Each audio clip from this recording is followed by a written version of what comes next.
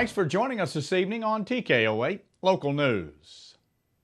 Harrison Mayor Dan Sherrill hopes people will think less about a potential bypass around the city and more about proposed street improvements that could cause traffic on 65 to be reduced and the need for a bypass.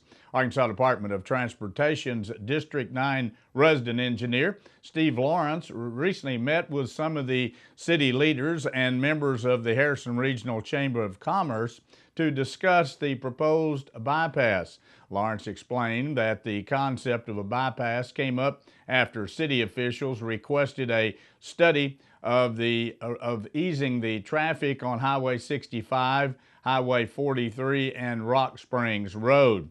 Lawrence says the problem there is that it seems that traffic signals at the intersections are working against one another, and the city owns the signals, not the state of Arkansas. Another focus is extending a daily drive from Bunker Road south to Highway 65 near the Aldi grocery store. Bunker Road is set for an extension to the west to basically tie into the Walmart Drive Highway 65 intersection. Mayor Sherrill says the projects would give motorists alternatives to get one side of town to the other without having to use Highway 65. And a Harrison physician, Dr. James Hawk, is once again being investigated by the Arkansas State Medical Board after being accused of overprescribing opioids. According to the reports, the physician suspended by the State Medical Board at least 3 times is still in business today. And now papers show the Arkansas State Medical Board is looking into claims of a father whose daughter died of an overdose he believes is tied to the drugs. Hawk prescribed to a man his daughter was at the time of her death, and officials say it's just the latest in the investigations into Dr. Hawk. 20 years ago, California Medical Board took away his medical license for 15 years. The paperwork said it was after he had a bipolar manic episode, but less than a year later, he was back in business right here in Arkansas with a brand new medical license. TKO8 News will be following this story as it develops. An area parolee has been arrested following an alleged kidnapping incident during the weekend. 35-year-old Ida Widman of Mountain Home was booked on felony counts of kidnapping, aggravated robbery, aggravated assault, possession of a controlled substance, possession of drug paraphernalia, and a parole violation, as well as a misdemeanor count of criminal mischief and a penalty enhancement as a habitual offender. Deputies were dispatched Sunday for a reported burglary. Weedman and an unidentified individual reportedly kicked in the door of a residence, and Weedman was allegedly carrying a handgun. Weedman then forced a female acquaintance at the residence to leave with him, and he allegedly took property belonging to the occupant. He is being held in lieu of a $150,000 bond.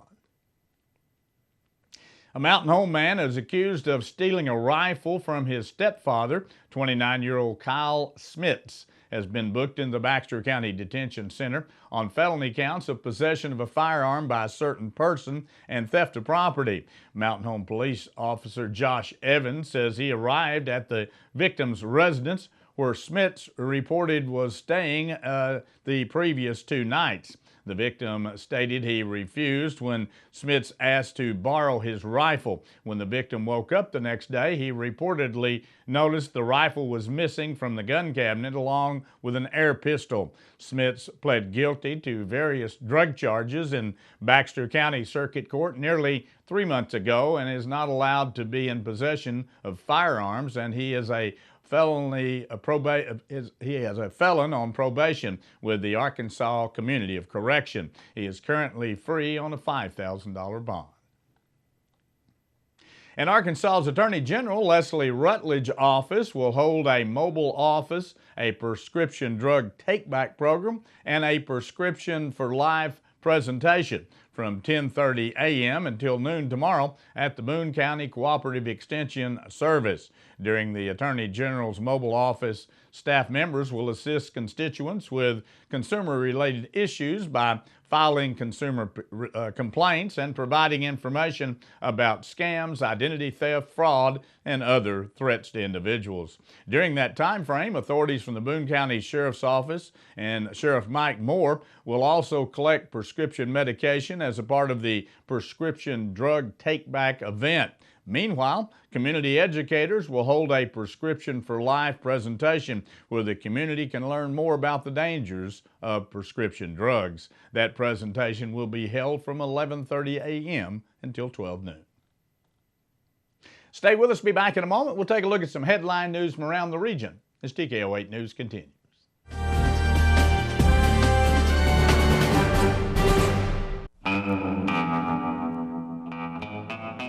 On any given day here at Main Street Service Center, we might be working on a Ford like's on the 4-post lift over my shoulder, or an Infiniti that's back on the back bay, or a Toyota, or a BMW, or right here a Hyundai. You just never know what's going to come into the shop and what their needs might be, but you can rest assured that at Main Street Service Center, whatever you're driving, we can take care of it for you, whether it's oil and filter changes all the way up to engine and transmission replacements. And get this, we've been in business for 29 years and there's still things that we can't do, and we're not too proud to say it. So if you bring us something and it's over our head or out of our capabilities of expertise or tools, we're not too proud to say it, because we want your vehicle fixed correctly, right, and the first time. Inland Waste Solutions works diligently to be good stewards of the environment. Reducing waste via curbside recycling services, Inland Waste Solutions takes this mission seriously, but they need your help. When putting your waste and recyclables in their respective curbside containers, be sure that cross-contamination doesn't occur. Please only place recyclable materials in the yellow top bins. Check your recycling do's and don'ts list before you throw any item into the yellow top recycle bin. Together we can make a difference. Inland Waste Solutions, local people serving local people in Harrison.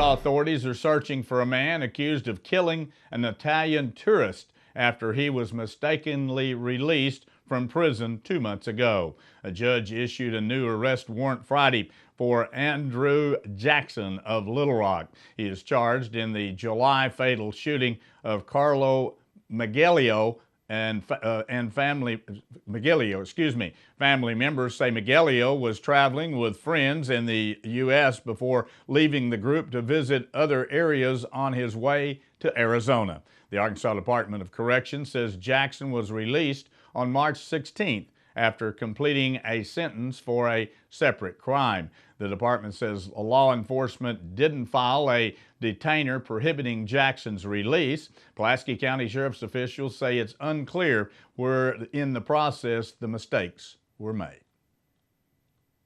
And a judge has ordered the state of Arkansas to stop using a formula resulting in reduced home-based care for thousands of Medicaid recipients with disabilities. Pulaski County Circuit Judge Wendell Griffin gave the ruling Monday in a lawsuit by Legal Aid of Arkansas.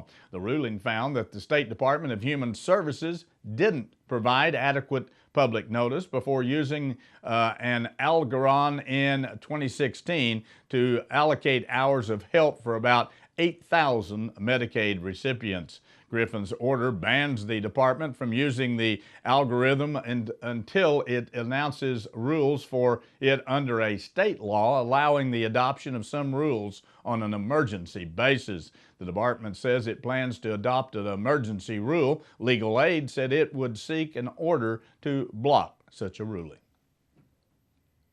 And the city of Walnut Ridge, Arkansas, responded to a lawsuit filed against the city, the mayor, police chief, and a current officer along with a former officer of that community. The lawsuit filed in federal court by attorney Mark Reese on behalf of Adam Finley of Strawberry, Arkansas, alleges that Finley was unlawfully arrested, assaulted, and harassed by the Walnut Ridge police, and that the police have not investigated complaints of police brutality and misconduct. 2 separate responses have been filed in courts, one for Matthew McCarta and Police Chief Chris Kirksley, and one for Mayor Charles Snapp and the City of Walnut Ridge.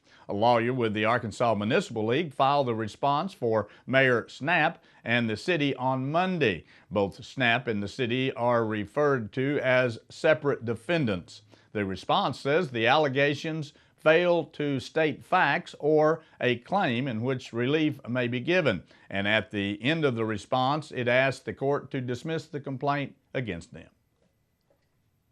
A Northwest Arkansas judge has temporarily blocked some TV stations from running a conservative group's ad targeting a Supreme Court justice seeking re-election. Washington County Circuit Judge Doug Martin has issued a temporary restraining order preventing the stations from running the ad from the Judicial Crisis Network, which is a Washington-based group that has been criticizing Justice Courtney Goodson ahead of the May 22nd nonpartisan judicial election. Goodson has also filed a lawsuit seeking to block several Little Rock area stations from running the ads as well. Martin scheduled a hearing for Thursday morning in Goodson's lawsuit. Kevin Bacon and his brother Michael have played music together since they were boys, and now they will kick off their 8th performing arts season at the Arkansas State University Mountain Home campus with a Bacon Brothers show on June 20th starting at 7 p.m. The pair have been a working band since 1995. The pair cites names like the Rolling Stones, the Beatles, Motown, Led Zeppelin, Phil Soul, and James Taylor for influencing their type of music. The siblings share a body of work that spanned more than 20 years of working the road and paying their dues, resulting in 8 separate albums. All shows in the series take place in the Ed Coulter Performing Arts Center inside the Veda Shed Community Development Center on the campus of ASU Mountain Home. Before we take a look at the weather forecast as we move on through the work week, here's the way the stock market ended today.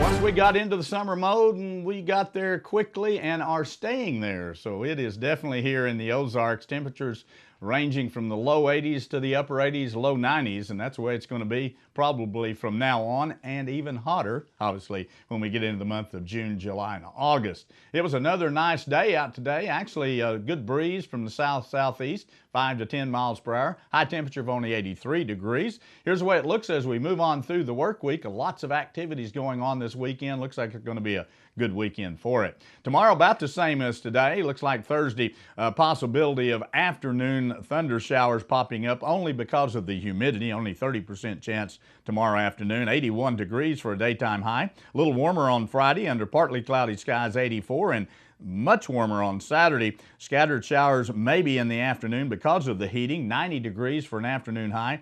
30% chance of those scattered showers in your area. Sunday, partly cloudy skies, 85. When we kick off the work week on Monday with partly cloudy skies, 84 degrees, and maybe a few thunderstorms once again popping up in the afternoon. Only about a 40% chance. Typical for this time of the year is that humidity builds in the afternoon. You see those little pop-up showers and thunderstorms. Some people get a little rain a few miles down the road and may not have any rain at all. So that's the way it goes here in the Ozarks. Stay with us. Be back in a moment. We'll take a look at sports from around the region as TKO8 News continues. Hello, this is Michelle from Nature's Wonders. Did you know that we are part of an independent retailers co-op that allows us to offer you extra savings? With conscious foods becoming more popular, you see them everywhere, which is a good thing. What you can't get just anywhere is a knowledgeable team of people who want to provide you with top-notch customer service. With our co-op buying option, Nature's Wonders can offer you the customer service you expect, along with prices comparable to those in larger stores. The ideal shopping experience. Come see how affordable healthy living can be at Nature's Wonders in Harrison. We'd like to tell you our reason for raising the minimum legal sale age of tobacco products from 18 to 21. We will not be Big Tobacco's replacements for those who die each and every day from tobacco-related illnesses. 18 and 19-year-old tobacco users are a major supplier of tobacco products for younger youth. Raising the legal age to purchase tobacco or nicotine products to 21 eliminates access to those suppliers, giving us a brighter future, a tobacco-free future. We are loud and proud, and we will define our own future. For more information, visit sosprojectprevent.com. This message is brought to you by your Master Tobacco Settlement dollars at work. Summer is just around the corner, and the staff at Harness Boots and Shoes are ready with all the latest styles of tennis shoes, sandals, dress shoes, casual shoes, boots, and hiking shoes. You'll find the most popular brands such as Merrell, Birkenstock, Chaco, New Balance, and Twisted X for men, women, and children. And if you don't find the style or color you want in stock, they'll be happy to order them for you. Don't forget, $10 down will hold anything in the store on layaway. Harness Boots and Shoes on the west side of the square in beautiful downtown Harrison. Wichita State belted 4 home runs, but it wasn't enough, as number 4 Ole Miss scored multiple runs in 5 innings to defeat the Red Wolves 15-8. Tuesday night at Tomlinson Stadium. Kyle McDonald had a big night at the plate for A-State, going 2 for 5 with a pair of home runs and 3 RBIs. McDonald hit his first blast of the night in the bottom of the 6th inning with a solo shot, then followed with a mammoth 2-run blast to center field in the next inning. McDonald now leads the team with 13 home runs on the year, which is the most for an A-State player since Murray Watts also had 13 blasts back in 2010. A-State will return to the field for its final Sun Belt Conference Series of the year when it takes on Little Rock Thursday evening. First pitch from Gary Hogan Field set for 6 p.m. And Lyon College baseball team's postseason run came to an end on Tuesday night at the NAIA Baseball National Championship opening round as the Scots fell to Point, Georgia by a score of 8-1. The Scots ended their season at a 37-17 record, while Point improved to 36-24 and will play Kaiser, Florida for the chance to take on Georgia Gwen in the championship game of the Lawrenceville bracket in the next round of that tournament. Joey Wendell drove in a winning run in the ninth to get Johnny Vetters his first victory since 2012, and the Tampa Bay Rays beat the Kansas City Royals 6-5. Vetters got 2 outs for the first victory since September 27th of 2012, while with Atlanta against the Mets at that time. The left-hander had been out since 2012 due to 4 major elbow surgeries, including 3 Tommy John operations before returning to the majors this season. Speaking of baseball, the St. Louis Cardinals have placed Adam Wainwright back on the 10-day disabled list after the right-hander struggled with velocity in his last start and said he needed to pause and get it right. The 36-year-old Wainwright was also on a disabled list with elbow inflammation before returning Sunday in San Diego, but he lasted just 2 innings in the Cardinals' 5-3 loss to the Padres.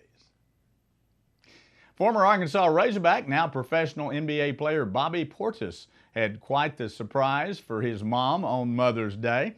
His mother, Tina Edwards, thought she was going to a house for a meeting in Maumelle. It wasn't until she walked through the door and her son met her with a small box and a ribbon on it that found out she was the owner of a brand new home. Edwards cried and, of course, hugged her 6'11" Portis. Portis said he wanted to do something like this for his mother since she has a kid and wanted to totally surprise her. Not even his 3 brothers knew about the plan. Portis was the 22nd overall pick in the 2015 NBA draft and just finished up his 3rd season with the Chicago Bulls. What a surprise. And that wraps up our broadcast here for this evening. Thanks for joining us. Join us Monday through Friday at 6:30 and again at 10 p.m. as we continue to bring you local news, weather, sports, and local announcements from around the area on Harrison's broadcast station, TKO Channel 8. Now stay tuned for more local events around the viewing area.